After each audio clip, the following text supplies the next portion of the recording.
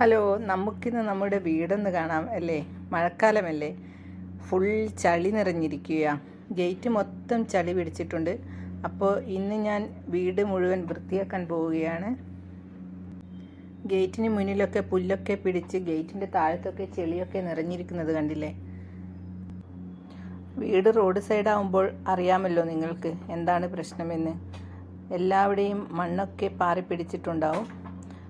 അമ്മ അതുകൊണ്ട് അതൊക്കെ തുടച്ച് വൃത്തിയാക്കുകയാണ്.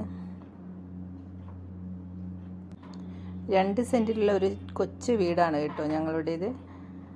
അതിനോട് ചേർന്ന് തന്നെ എൻ്റെ പാർലറുമുണ്ട്.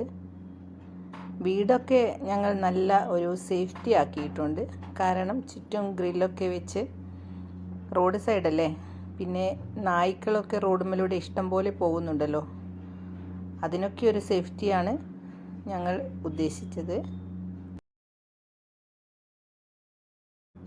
ഇത് നമ്മുടെ അരുണേച്ചിയാണ് കേട്ടോ. അങ്ങനെ അരുണേച്ചിയും ഞാനും അമ്മയും കൂടിയാണ് വീടൊക്കെ വൃത്തിയാക്കാൻ ഇറങ്ങിയത്.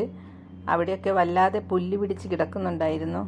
അരുണേച്ചി എല്ലാം കൊത്തി പെറുക്കി വെച്ചു.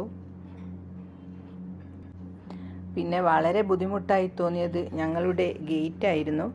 ആ ഗേറ്റ് തേച്ച് കഴുകാൻ തന്നെ ശരിക്കു പറഞ്ഞാൽ ഒരാളുടെ പോരാ 3 ആളുടെ പണിയുണ്ടായിരുന്നു. ഞങ്ങൾ രാവിലെ തുടങ്ങിയ പണി ഏകദേശം വൈകുന്നേരം 6 മണിയാകുമ്പോഴേക്കാണ് കഴിഞ്ഞത്. പൂപ്പും മണ്ണും എല്ലാം പിടിച്ച് ചെറിയ ബ്രഷ് ഇട്ട് കഴുകുമ്പോൾ തന്നെ പക്ഷേ അത് പെട്ടെന്ന് വൃത്തിയായി. സ്വതവേ എനിക്ക് വെള്ള കളർ വളരെ ഇഷ്ടമാണ് കേട്ടോ. അതുകൊണ്ടാണ് ഞങ്ങളുടെ ഗേറ്റിന് വെള്ള നിറം അടിച്ചത്.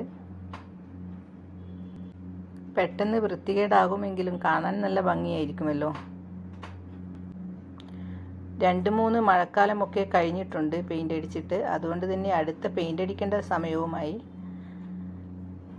അങ്ങനെ ഞങ്ങൾ വീടും പരിസരവും മൊത്തം വൃത്തിയാക്കി. ഗേറ്റൊക്കെ കണ്ടോ, നല്ല തിളക്കമില്ലേ? ബായ്.